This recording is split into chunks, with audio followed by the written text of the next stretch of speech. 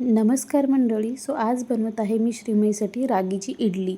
इकडे मात्र श्रीमईला ना माझं सगळ्यात दिवसातलं सगळ्यात कष्टदायी काम असेल ते आहे तर फक्त श्रीमईला ब्रश करू घालणं. कारण की ती ब्रश न करण्याचे इतके लॉजिक शोधत असते ना, त्याच्या विरोधात मी ब्रश करण्याचे इतके लॉजिक शोधत असते. आमची सकाळी सकाळी हे असं युद्ध चालू होतं. कसं बसं मी तिला मनवून घेते. बऱ्याच वेळी तर मी हे ब्रश करणं तिच्या म्हणजे तिच्या बाबांकडेच ड्युटी देऊन टाकते, कारण की ती त्यांनाच चांगलं ऐकते. म्हटलं चला लवकर लवकर आटोपून घ्यावं. आणि श्रीमईसाठी इडली खूप फ्लफी होते आणि खूप छान बनते आणि एकदम टेस्टी लागते. तसं मला आवडत नाही खायला रागीची इडली, पण कधी कधी ॲडजस्ट होऊन जातं. अशा प्रकारे आम्ही तिघांनी पण नाश्ता केला. दुपारच्या जेवणाला मात्र बरंच टाईम होतं, त्याच्यामुळं माझे कामं इथं स्लो मोशनमध्ये चालू झाले. मी थोडंसं वरण ते सगळं लावून घेतलं आणि लगेच मग श्रीमई आली.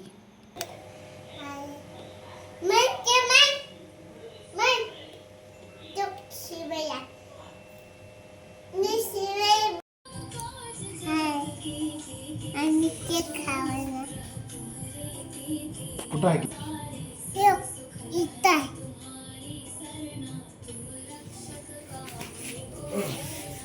इतकं सारं गोड खाल्लं मग तर वर्कआउट तो बनत आहे.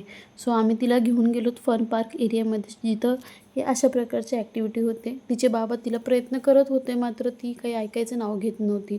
कसंबसं करून आम्ही तिला शिकवलं चढायचं आणि मस्तपैकी तिला थोडंसं एन्जॉय पण झालं. तिला चांगल्या प्रकारे खेळून घेतलं आणि मग लगेच निघालोत आम्ही डीमार्टसाठी. मला काही छोटं मोठं किराणा सामान पण घ्यायचं होतं. डीमार्टला गेल्यावर तर छोटं मोठं सामान पॉसिबलच नाही, खूप सारं सामान आपण घेऊन येतो, हे सगळ्यांचं ठरलेलंच आहे.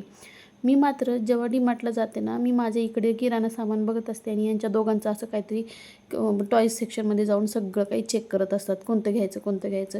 आणि लिटरली श्रीमई सगळ्याच गोष्टी तिच्या बास्केटमध्ये टाकते. ठीक आहे, काही हरकत नाही. शेवटी मात्र मी सगळंच बाजूला काढून टाकते.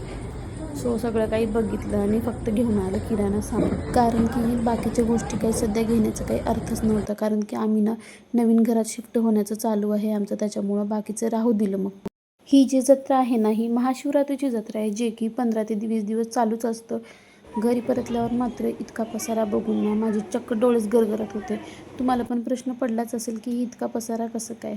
हो, कारण की ना आम्ही दुसऱ्या घरात शिफ्ट होत आहोत आणि पुढचे 10 दिवस तर हे असाच पसारा दिसणार आहे तुम्हाला.